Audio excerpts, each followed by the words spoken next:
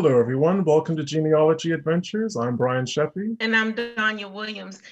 It's a wonderful Sunday because this is the last weekend that Trump is in office. I just wanted to say that.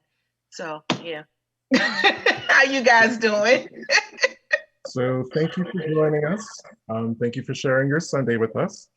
Johnny, do you want to give a shout out to some of the audience? Sure, I do. I want to say hello to Benita and to Dee and Myra. They're just from all over, from Virginia, from North Carolina, from Nebraska. We have Michelle. So everybody is just joining us and they're just getting in. I want y'all to get in here because we have a great show for you today. Janice from New Jersey, one of our regulars. We have a great show in Chicago, Deborah. And we're talking to Jimmy today about Battle New Markets, but I'm going to let Brian just introduce him. So, as Danya said today, we are sharing our hour with James S. Price, who's the author of The Battle of New Market Heights, which is this wonderful book here. And Jimmy is a Civil War historian. He's also an author. He's a writer who has a website with his articles on there, and he's also an educator.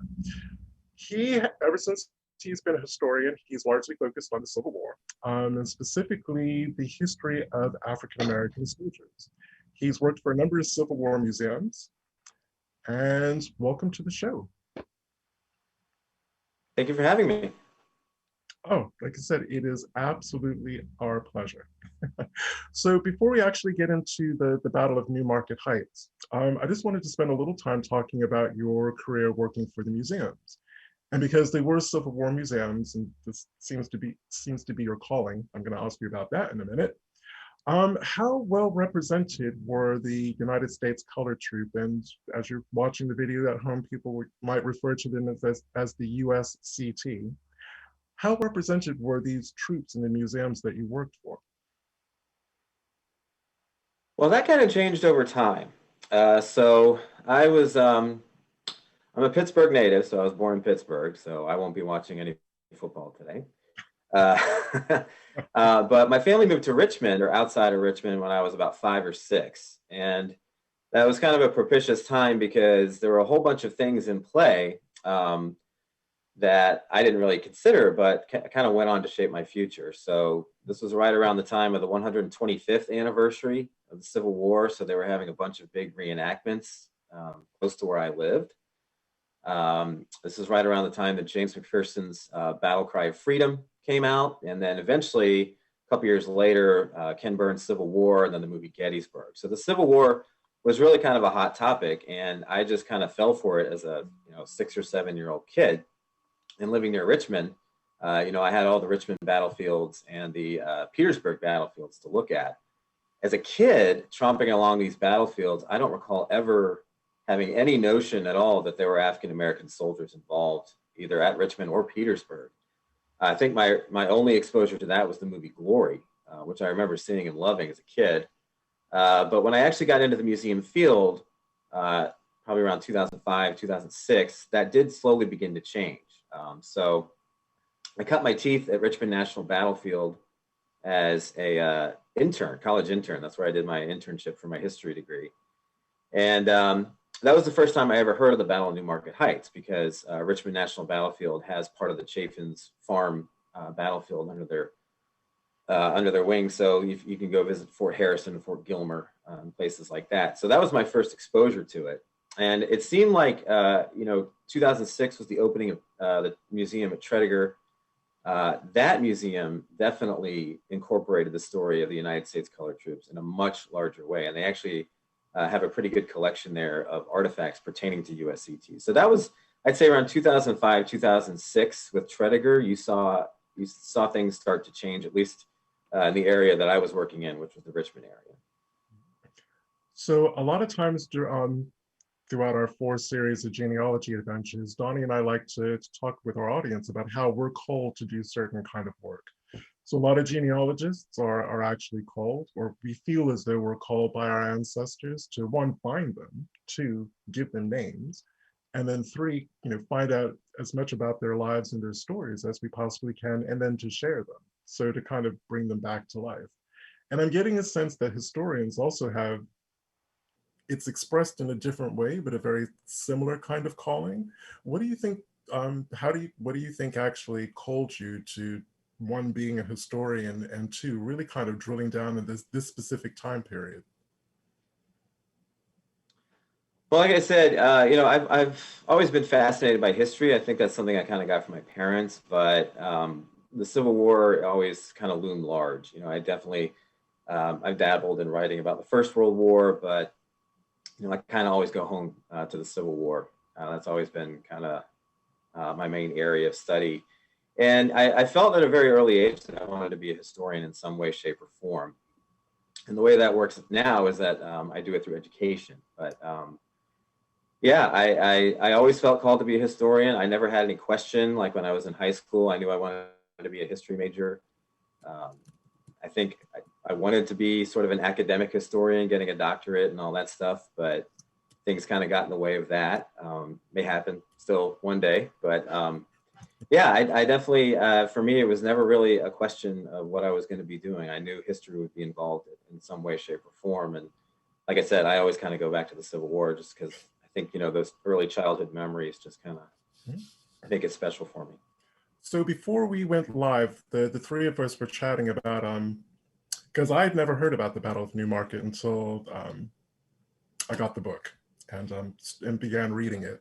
And we were chatting about how I went online, was looking at YouTube videos about the battle, and it was really kind of confusing about whether the Union won or whether the Confederacy won, because you're kind of, from what I was seeing, you're kind of seeing both sides kind of claim that. And I think Donnie was going to pick up the subject on that one and ask you a question. Oh yes, I'm trying to get everything out, but so basically, yes, I wanted to know as far as that was concerned, as how did you, what made you get into this particular, what made you choose this group? What made you go to this particular group of, because everybody goes to Glory, everybody goes to the 54th. What made you choose the 10th Corps?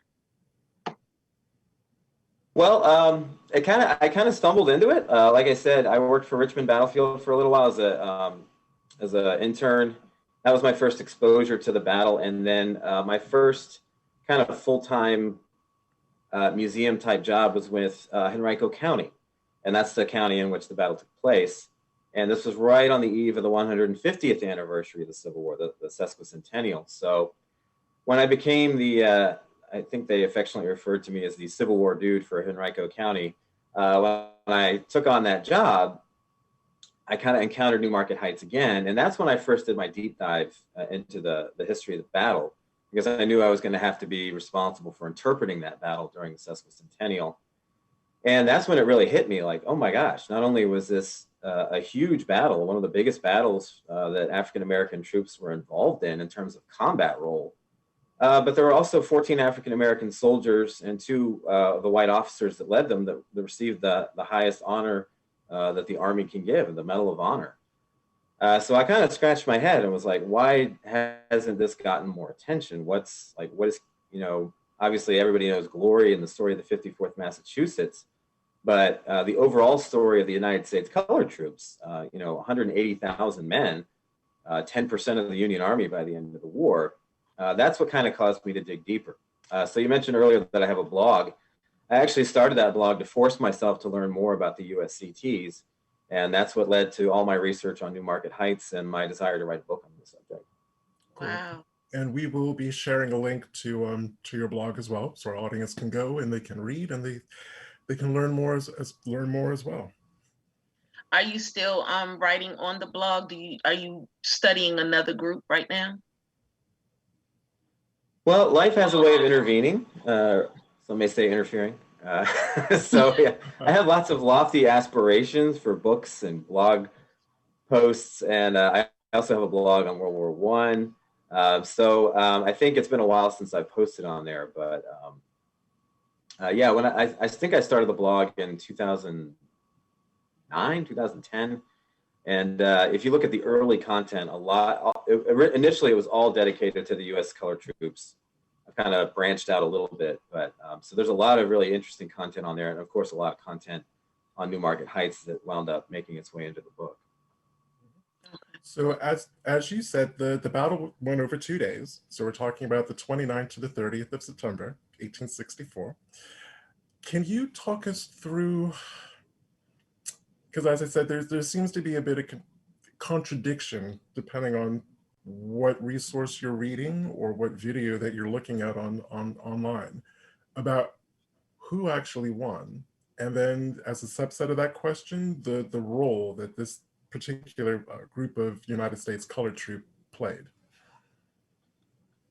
Sure. I should warn people that there was a battle that was fought in the Shenandoah Valley in 1864, earlier than the Battle of Newmarket Heights, called the Battle of Newmarket. And if you know anybody that went to the Virginia Military Institute, they will battle. It was famous for the Corps of Cadets being deployed in the Field of Lost Shoes. That has nothing to do with this particular battle. So this particular battle is in September of 1864, and it involves what's called the Army of the James. And it's in the area, what's called the Richmond-Petersburg Campaign. So to make a really long and complex story as short as I can, this all begins because in March of 1864, Ulysses S. Grant comes east to take charge of all federal armies. And he devises a plan for a campaign in 1864 that will involve all Union armies putting as much pressure as they can on all Confederate armies that are in the field, no matter where they were. So for Virginia, what that meant was that he was going to make his camp with the Army of the Potomac, the big army that everybody knows about that fought at Gettysburg and Antietam. But there was also another smaller force called the Army of the James that he planned to utilize in his attack. And then, of course, there was the army that was in the valley that fought at Newmarket. But the army that was near Richmond was called the Army of the James, and it was commanded by a former Democrat politician who had voted for Jefferson Davis to be the nominee for the presidential ticket in 1860, believe it or not, by the name of Benjamin Butler. And he commanded the smaller Army of the James. And what Grant had envisioned was that this Army of the James would threaten Richmond while he was up north near Fredericksburg, threatening the Army of Northern Virginia. And those two armies in concert were to put as much pressure near the Confederate capital and Confederate supply lines as they possibly could. So this starts off in May of 1864 with the Battle of the Wilderness, what's called the Overland Campaign, up north near Fredericksburg, Spotsylvania. And down south, the Army of the James gets involved in what's called the Bermuda Hundred Campaign. And that quickly turns into a fiasco. Grant is able to slowly walk his army all the way down to the doorstep of Richmond, where he faces a bloody repulse at a place called Cold Harbor. And from there, what he decides he's going to do is he's going to try to skip south of Richmond and threaten the supplies that were coming into the Confederate capital from Petersburg. So that's what brings the armies to the gates of Petersburg.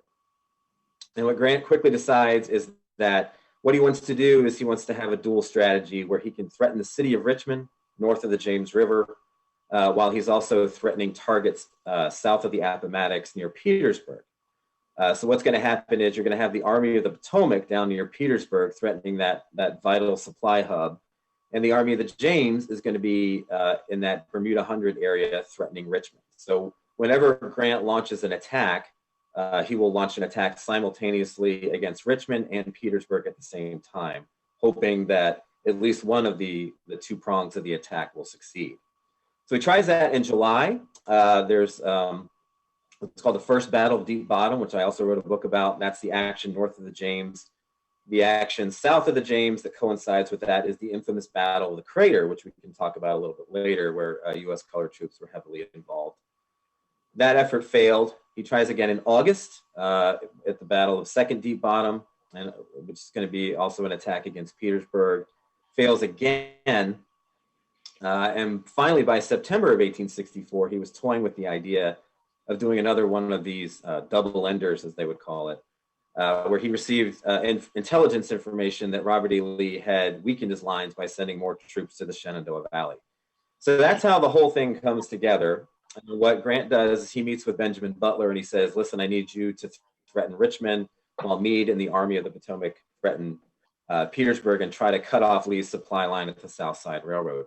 that's what sets up the overall, what's called Grant's fifth offensive of the Richmond-Petersburg campaign.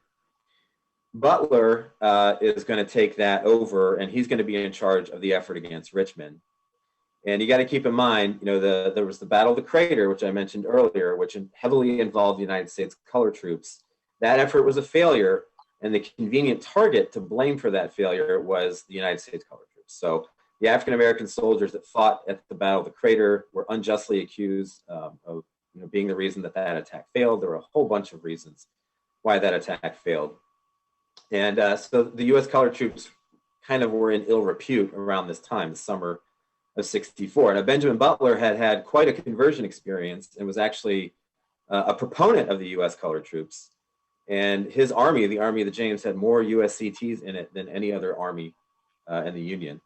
So what he did is he decided that the USCTs would lead the attack against the New Market Line, which defended the New Market Road, which is modern-day Route 5 east of Richmond. So he made sure that on the morning of September 29th, 1864, all of the troops going up against that Confederate position were USCTs, and he wanted to see if they could redeem their reputation. So I'm imagining these 83 men must have felt the weight of the world on their shoulders, because obviously they would have been very familiar with the Battle of the Crater, probably aware of why that had failed, knew the propaganda maybe that was being said about that. I mean, do you get a sense of that in the writings about it, about that kind of, you can't say the weight of history because they were actually making history at the moment, but the weight of that time. Do you get a sense that they actually felt that as they were going for the attack? Absolutely. So I think it would be helpful to kind of rewind a little bit and give context for the United States colored troops and how they came to be. So the Bureau of Colored Troops, as it was called, was created in May of 1863 because of Lincoln's Emancipation Proclamation, which had a provision for enlisting African-American soldiers and sailors into the Union Army. So for the Army side of things, the Bureau of Colored Troops was responsible for organizing regiments and recruiting African-American soldiers. Now, the Confederate Army and the Confederate government viewed this with a great amount of anger and suspicion. They viewed it as basically inciting a giant slave insurrection, and that's how they treated it. So the Confederate government is outraged. The Southern people are outraged. You got to keep in mind, like, John Brown is pretty fresh in their memories, and some people were still alive with Nat Turner. And they thought basically that Lincoln was weaponizing that type of behavior and turning their slaves against them. So they dealt with this very harshly, and they said that any African-American captured in Union uniform would be immediately returned to a state of slavery, which was interesting because there were a large contingent of USCTs that were freemen from the North and had never been slaves to begin with. And that any white officer in charge, these were the John Browns, so they would be dealt with by killing them on the spot. That was the official Confederate policy. It didn't always work out that way. A lot of times what happened, and this is what happened at the Crater, was that the Confederates were so enraged at the sight of a black man in uniform that they killed them in the act of surrender. And this would repeat itself, unfortunately, at New Market Heights. Now, you asked, when they're going into this attack, so that they know that that's, the type of treatment that they're in for. And I actually have a quote from a colonel. I have notes prepared here just in case you need, a quote or something like that. But I think this quote really ties into what you asked. This is Colonel Giles Shurtleff. He was a white officer with the 5th United States Colored Troops, which is a regiment that participates at New Market Heights. And listen to what he tells his men. This is what he alleges that he says right before they go into battle. He says, "If you are brave soldiers, the stigma denying you full and equal rights of citizenship shall be swept away, and your race forever rescued from the cruel prejudice and oppression which have been upon you from the foundation of the government." So yeah, I mean, I do think that a lot of these men knew what they were getting into. I have an account from another young officer who talks about the tension when they had just formed up, in the darkness, right before the attack kicked off. There was a bit of a delay, and he talks about what it was like to just stand there thinking about what they were about to get themselves into. So I have go ahead. All right. Okay, well, it's not really a question. It's more of a observation and a comment, which fits in really nicely with what you just said, Jimmy. So what I've always kind of gotten a feeling with, and again, we kind of touched on this a little bit with another author, Kevin Levine, that we had on the show, is there is this myth or this belief that Black men would run. As soon as the bullets started flying, they were going to run. There was this myth that they were cowards and that they just weren't up to the task of being soldiers or fighting. And Donnie and I were talking about this morning before the show, and I said, I think people fail to realize back then, and I still think that they fail to realize that in these men's mind, for those who had been enslaved, not the free men of color, slavery was worse than a bullet. It would have been worse than cannon shrapnel or losing a limb or death. And in a real way, they had nothing to lose. They had nothing left to lose. So I could, I guess from that vantage point, I can just see them giving everything to this endeavor. So It's the interesting. battle. Okay. No, go ahead.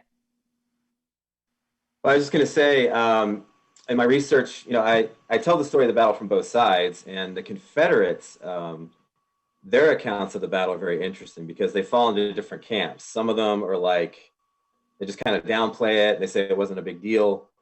Some of them are honest enough to say, we were enraged at the sight of Black troops, and we would never surrender to a Black man. Like one guy actually said that just straight up.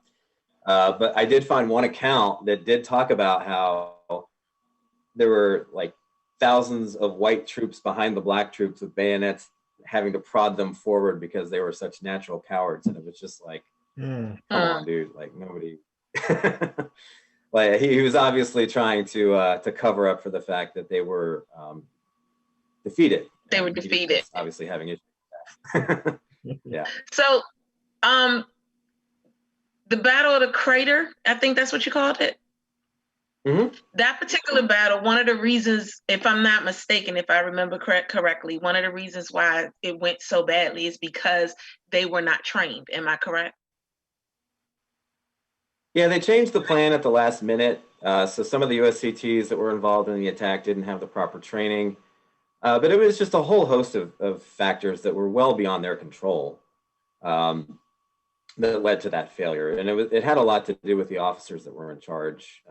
There's a famous incident of a colonel who was in a bomb-proof, which was like a bunker, getting drunk rather than being out with his men in the attack. So there were a host of things that led to that failure, none of which had to do with the personal bravery of the U.S. code.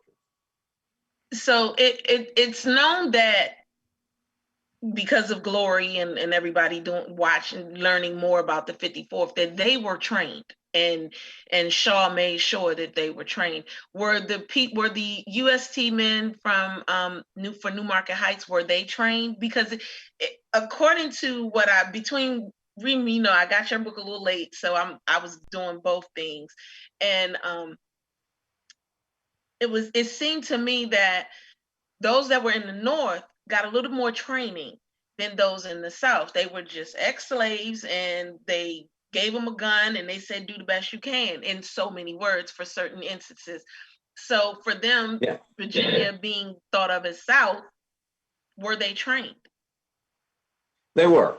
I wouldn't say they had a lot of combat experience under their belts, but I think what you're referring to is regiments like the 1st Kansas and the 1st South Carolina, the regiments that were kind of organized early in the war, kind of illegally against the wishes of the War Department prior to emancipation.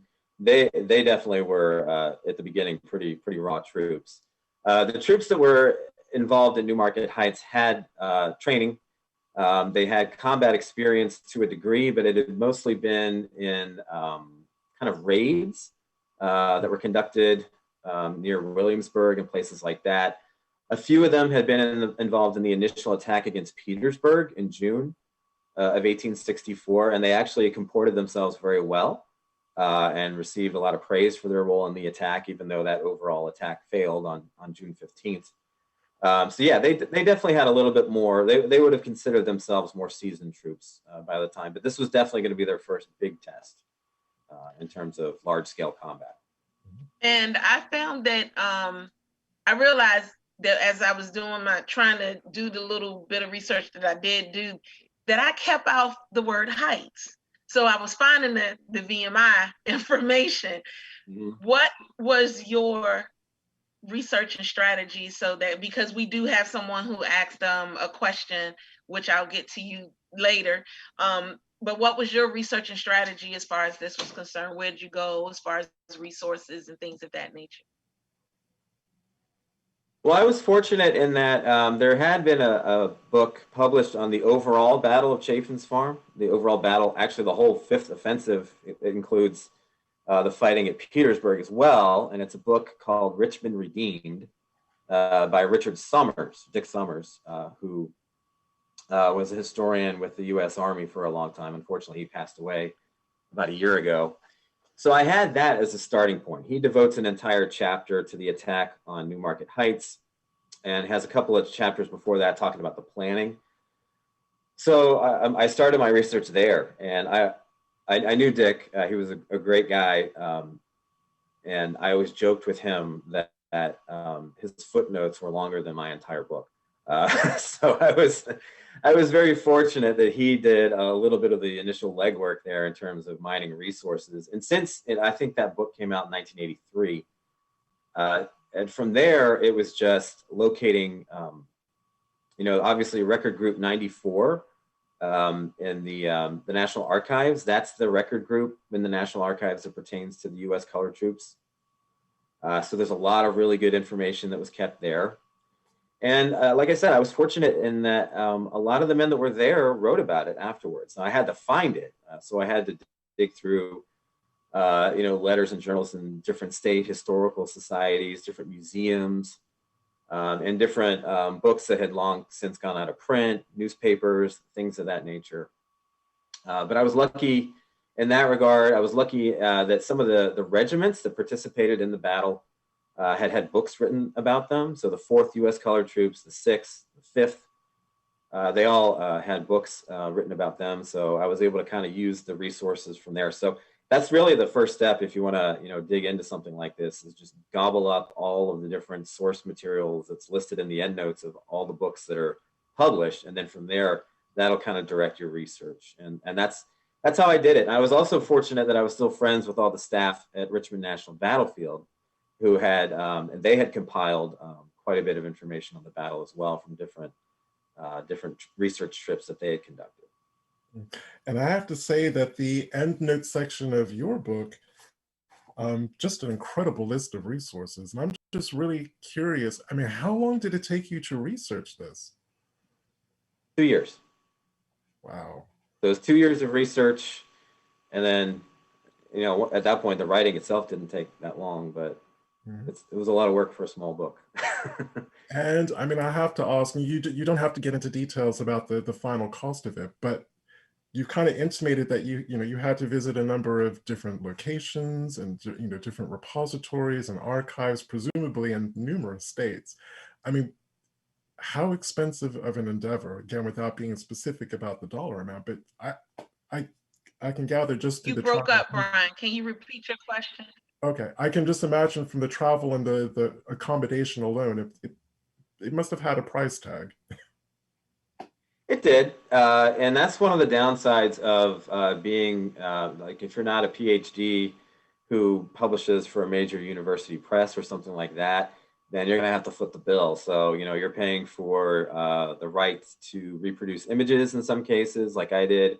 I had to pay for the creation and of all the maps. Those were original maps that were done for the book. Oh, no. And then just kind of that was actually the most expensive part. The kind of road trips. That was actually the funnest part. Like, for me, doing the research is so much fun. Just getting into the archives and pulling out a file folder, because you never know what you're gonna see when you open up the folder. So that did have a price tag, but it was also the most fun part. But it's also a great way to kind of experience parts of the United States that you may not be familiar with, or you may not have actually gone to. And I guess my follow-up question to that is, how cooperative were a lot of the repositories and places where these materials were stored? I mean, how cooperative were they? Oh, they were very cooperative. I didn't run into any sort of roadblocks. People that, archivists and, librarians who deal um, with people all the time regarding these subject matters, they're there to help you out. They understand what it is that you're doing, and I received a lot of really, really good help from a whole bunch of different people that of course I thanked there at the beginning of the book. Um, Definitely was not something I could have done on my own. And that's great. And I can imagine from another historian or an archivist point of view, if their area of interest overlaps with yours, they probably talked your ear off. Yes, that happened quite a bit. So I want to show a picture to everybody because this is actually a face that we kind of know. People have seen. This is Powhatan Beatty. And Powhatan Beatty was the first sergeant with this particular group. Am I correct? Yes, I'm reading that correctly. And can you give them some information on him? Because I found that to be very exciting. The fact that I learned that basically Black men were not supposed to be the lead in anything, but he had to step up. And this was probably one of the reasons why he received the medal. Right. So, wow, Powhatan Beatty. Somebody needs to write a book on him, just him himself. He is an amazing story. If you drive from the city of Richmond out to Varina on Route 5, the historic New Market Road, you will cross over the Powhatan Beatty Bridge. He was actually born a slave near Richmond and then escaped later on and eventually found himself in Ohio. And he was there and was involved with a unit that kind of formed itself as a result of Lee's invasion of the North in 1863, the Gettysburg Campaign. That actually, it was an all African-American brigade in Ohio that led to the creation of the 5th United States Colored Troops, which is one of those regiments that's involved in that second attack at New Market Heights. So he rose through the ranks, and what you have happened at New Market Heights, and if you look at the citations for all the medals of honor that were given, they're mostly to non-commissioned officers, sergeants, for either rescuing the flag, the colors of the regiment, as they were called. There was a national flag and a regimental flag. It was very important to the unit for a number of reasons, but also they received the Medal of Honor for taking over when the white officers were killed or incapacitated. So another aspect of the U.S. colored troops is that, this is an experiment with bringing African Americans into the Army in large numbers. So of course, at that time, they think that, well, obviously no African American could be an officer. So all the officers are white. But if you read my book, you'll see that some of the white officers that went into the attack were on horseback, which made a very inviting target. So the white officers took really bad casualties very quickly. They were some of the first people to be shot down. And it was the NCOs like Powhatan Beatty who had to step up and organize the men, try to keep them going forward in the attack. And that's what's going to lead to him getting the Medal of Honor. And then he becomes a Shakespearean actor after the war. So like I said, you could make a movie about him, like just him, like he's an amazing guy. Yeah. I have to admit that made my heart kind of swell with some pride, because it had never even occurred to me that men of color could have even been non-commissioned officers. I mean, commissioned officers, this seems so surreal to me. But I did. I mean, when I was reading your book and I saw the first mention of a first sergeant, I kind of swelled up a little bit of pride there. So there were about 100. Oh, sorry. No, go ahead. Say what you were gonna say. Well, I was gonna say there were actually about 100 African-American officers in the Union Army at the end of the war. And it's a really interesting story with New Market Heights because Butler wanted to promote people like Beatty and another gentleman that I talk about a lot in the book, Christian Fleetwood. He wanted to promote them to be officers, and he actually put them in for the promotions to lieutenant, and those promotions were shot down by the War Department because they thought nobody was ready for an African-American officer. So it's not that they couldn't that's just kind of do it. another interesting. That's crazy. So it's not that they couldn't do it. It's just that people weren't ready to handle it. Right. And it's funny. I found this photo after I wrote the book. I wish I had this photograph before I wrote the book, of Christian Fleetwood,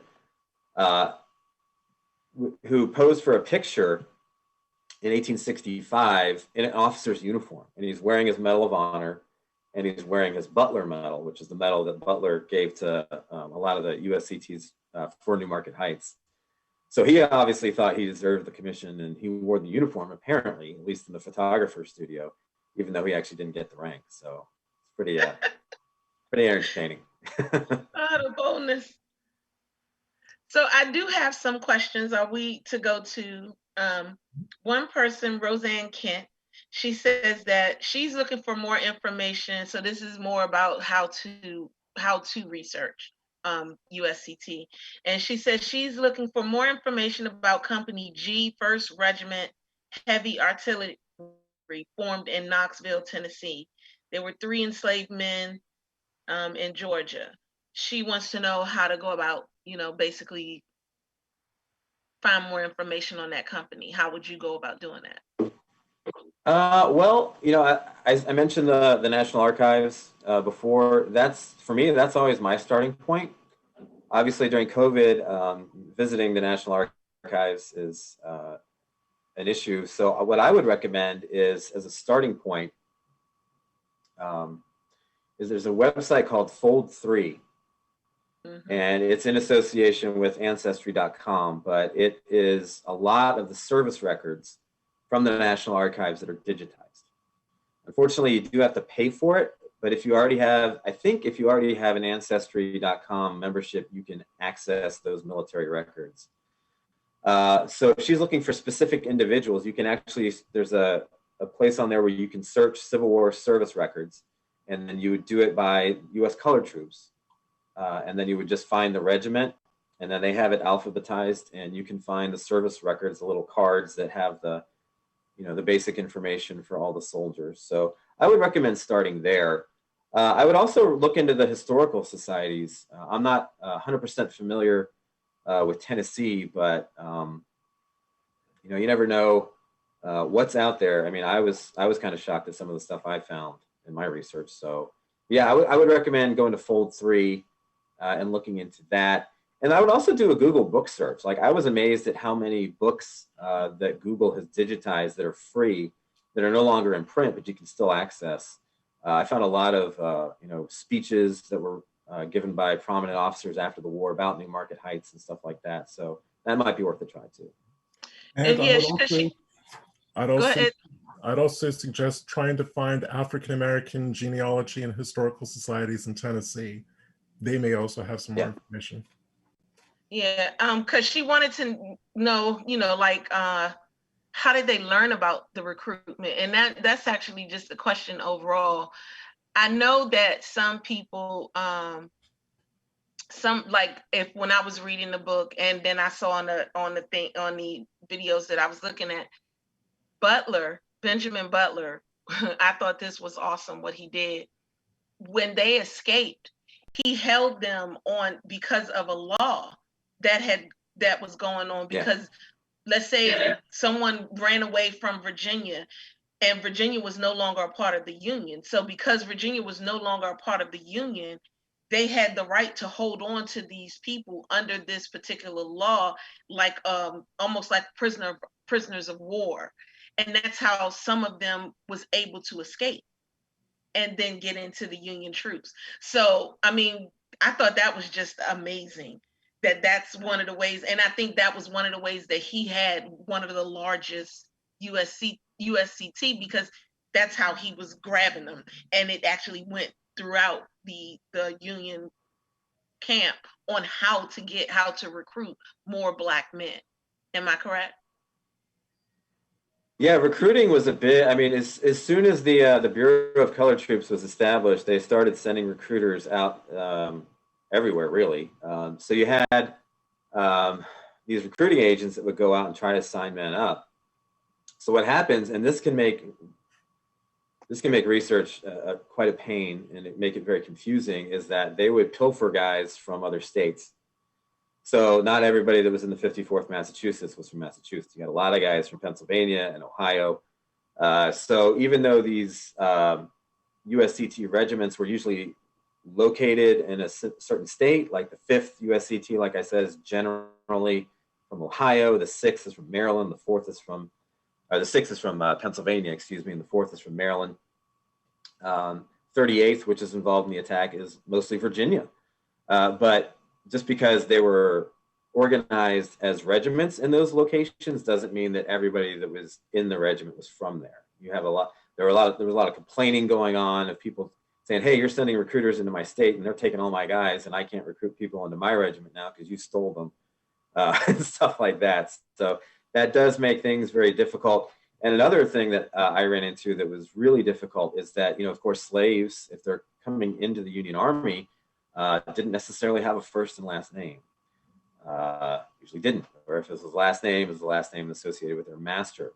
So sometimes when they joined, they would change their name. I found if you go into the records and look at, just go to the W. If you go in Fold 3 and do research on USCTs, go to W, and you will see 35 at least people in one company that were asked their name, realized they didn't really get a name at birth. They didn't have a name that they were referred to, and they renamed themselves George Washington.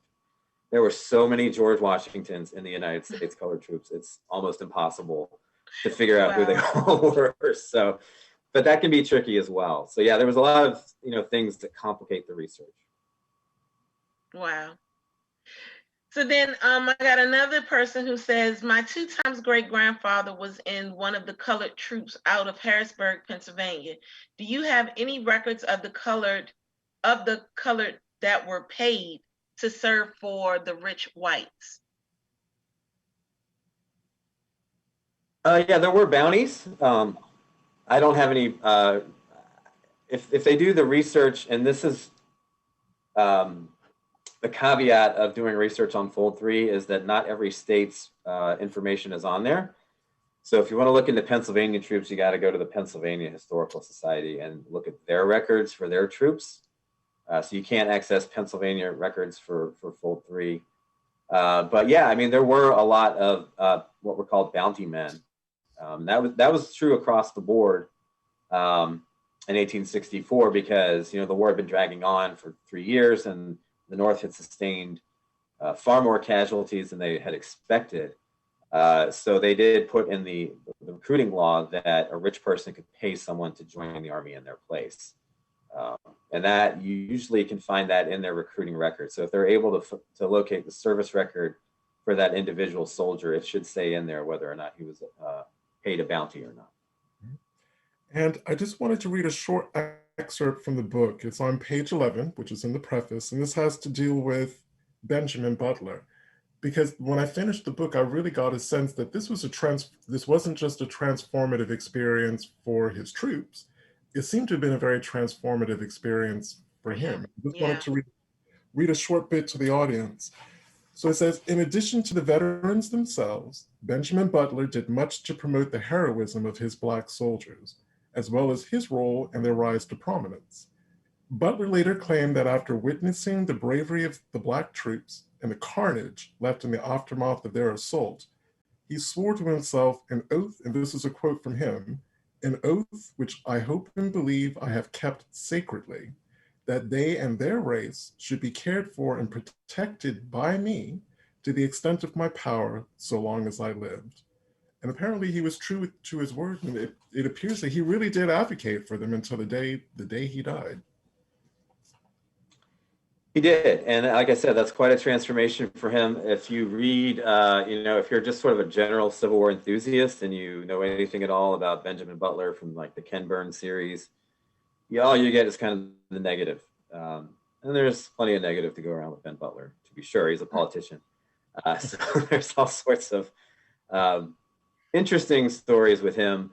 There was an incident that took place. He was in charge of the federal troops that garrisoned New Orleans in 1862 after that city fell to the Union. And they were having trouble with the ladies of New Orleans harassing Union soldiers. So he published an order that basically said that any Southern woman that was caught mistreating Union soldiers would be treated as I think he said, a woman of the night plying her trade. which was, you know, if you know anything about Southern dignity and Southern honor, that was just an absolute outrage to the ladies of New Orleans. And that led to the infamous Butler chamber pot. Somebody had this great industry of creating all these chamber pots with Butler's image on it, so that every time you used the chamber pot, you'd be using it on Butler. So there's a lot of, I just find him endlessly entertaining. That's like, and if you go to like... Tredegar, if you go to the museum at Tredegar, they have one, or they used to have one on display when I worked there. That was my favorite artifact. So that was a chamber pot? That was the 19th a chamber pot with Butler's image there on the bottom.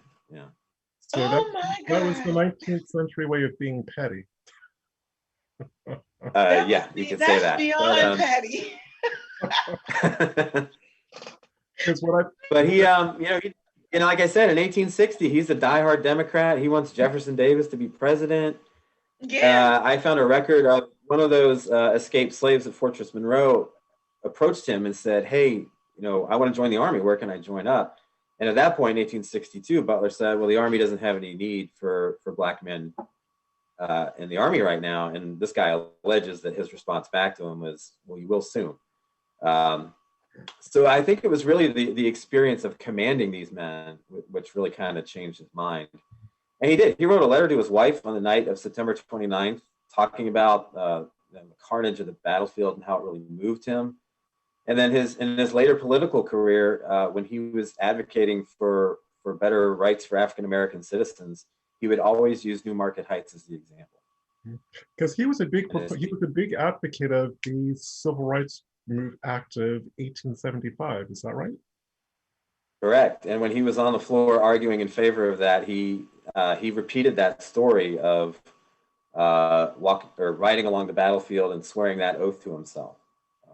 He repeated that on the floor of Congress, and it ignited a bit of a firestorm. But he got into a big back and forth with some. I think it was a congressman from Georgia who was a former Confederate officer.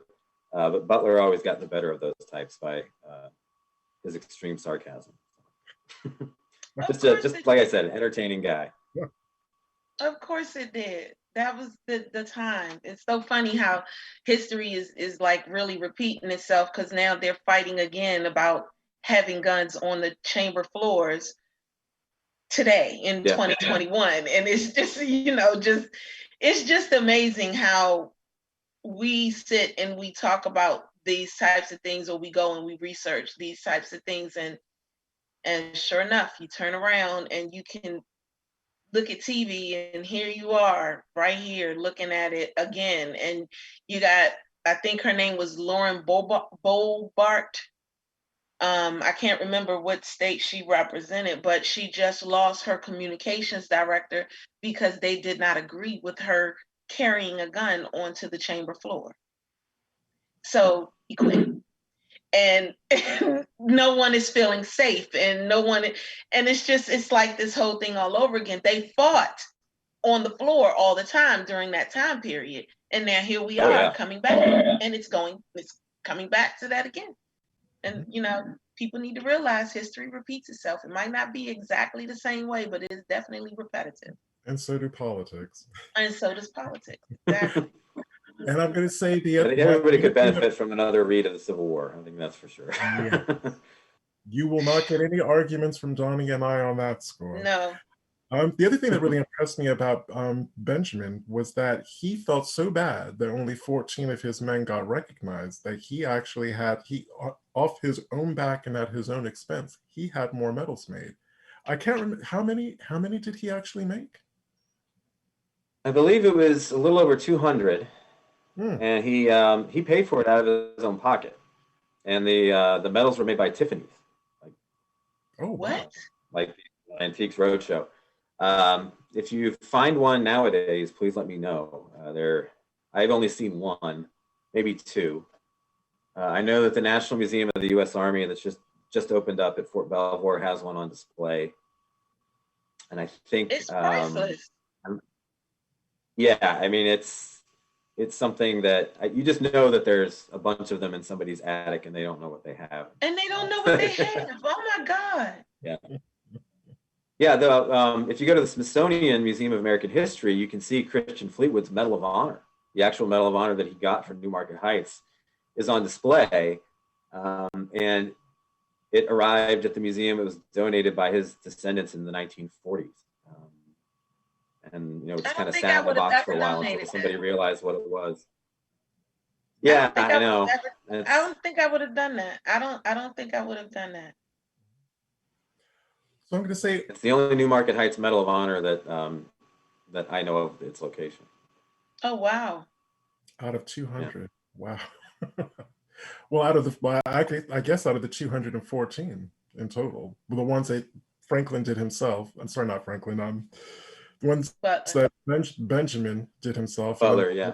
yeah, then the 14 that were awarded. wow, So that's crazy. at this almost hour-long conversation, I guess what would be one of the main kind of takeaways you'd like the audience to have, both about the USCT and about the USCT's contribution to the Battle of Newmarket Heights? Well, I think that for me, when I started to do the research on U.S. colored troops, I was amazed at the enormity of their contribution. And I kind of felt angry and a little bit off-put that nobody had told me about this before. And this is a story I get over and over and over again. Is I meet people when I'm like signing books or something like that, and they keep telling me I had no idea about any of this history. I actually met a descendant of Edward Ratcliffe, who was one of the Newmarket Heights Medal of Honor recipients. Met his direct descendant, and he said that nobody really knew what his great grandfather had done. That his grandmother would talk about how they had someone who was famous in the Civil War, but nobody believed her. They thought she was kind of a crazy old woman. And I think that's kind of the, and then I, later to find out that she was right. And, this guy got the Medal of Honor, the highest award, the highest decoration for valor that the military has. So yeah, I mean, I was just, I think, there were, like I said, they made up 10% of the Union Army by the end of the war. To me, when I started doing all my research on the USCT, to me, they're like the living embodiment of what the war was about in the first place. To me, it's just, if you want to really know what the Civil War was all about, just look at these men and what they did and why they were fighting. And to me, that kind of helps it make much more sense. For a long time, I would have said that their contributions were unknown. Like if you look at the centennial of the American Civil War in the 1960s, there's virtually nothing that comes out about U.S. colored troops or the contributions of Black men on the Union side. By the time of the 1990s, it's really Glory that kind of gets that ball rolling. So that, and that was my first exposure as well. But I think we've reached a point where people are actually doing a lot of really good research and finding a lot of great things and kind of reshuffling the deck in terms of what was important about the American Civil War. So that was one of the hopes I had with writing the book. Everybody knows Antietam, everybody knows Gettysburg. But as I argue at the beginning, this is one of, if not the most important Civil War battles for the African-American troops. And that was validated by the numbers of the Medals of Honor that were given out to these men. Some people argued that the Medals of Honor were maybe not deserved, that Butler was making a big deal out of it to puff himself up. I'm sure there was an element of that. But in the Civil War, the Medal of Honor was the only medal that you could get for valor or anything. And in the early 1900s, the Army had finally come up with other medals for valor, like the Distinguished Service Cross and things like that. And what they did is they stood up a board to look at the medals that were given kind of superfluously during the war. And they revoked hundreds of Medals of Honor. But not a single one from Newmarket Heights was revoked. So I think people need to pay more attention to that if they're going to make this type of argument, that every single citation is for valor on the field of battle at enormous risk to themselves. Some of the Medal of Honor recipients did die right after the battle. So the Antietam's and the Gettysburgs, the big battles that everybody knows, are important. But I think Newmarket Heights should at least be in the conversation. It seems like with the USCTs, they either talk about the 54th Mass with glory, or they talk about the crater. And the crater has this element of horror in it because it was this big, ugly, confusing mess with people getting murdered that is ultimately a defeat. Well, at Newmarket Heights, you get the other side of that coin with a victory and medals of honor handed out.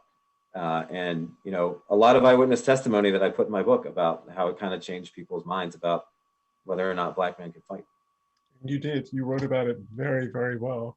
And it would be its subject for an entirely other show. But I guess the thing that really annoys and frustrates me is there was still this stubborn myth about Black men serving in the US military 2 to 2.5 generations later with World War One.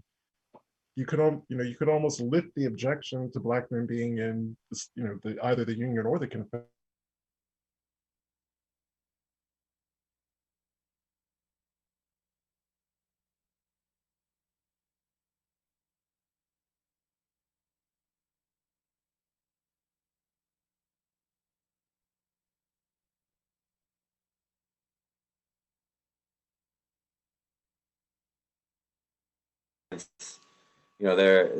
They're promised that if they participate, great things will come in the end. And they participate, they perform well, and then nothing changes. And that doesn't even begin to get addressed until after World War II. So yeah, it's unfortunate. Well, I just want to thank you for coming onto the show and talking with us and sharing this information. We have had a lot of people who have made their comments and definitely said thank you. So again, guys, the name of the book is The Battle of Newmarket Heights, and James S. Price, and it can be found on Amazon, Barnes & Noble, all of that stuff. Am I correct? So I do want to thank you. And go ahead. Yeah, you're welcome. And I would be remiss if I didn't mention the fact that there's currently an effort underway to get a monument built at the Newmarket Heights battlefield. Oh. I'm a board member of what's called the Battle of Newmarket Heights Memorial and Education Association. So if you Google battlenewmarketheights.org, it'll take you to the website. We're currently raising funds to put a monument on the actual battlefield. Where obviously with COVID, fundraising isn't going quite how we had hoped, but we are hoping in the near future to have that battlefield marked in perpetuity by a monument to the Medal of Honor recipients. Well, we will definitely ground where it took place. We will definitely add a link to that too. Okay, so next week, guys, we are going to, it's our book club, and you know what book it is. I'm excited. It's The House of Bondage by Victoria Albert. By Victoria Albert. And I hope you guys have been reading it. Remember, you can find it in our reading room on the genealogyadventures.net page.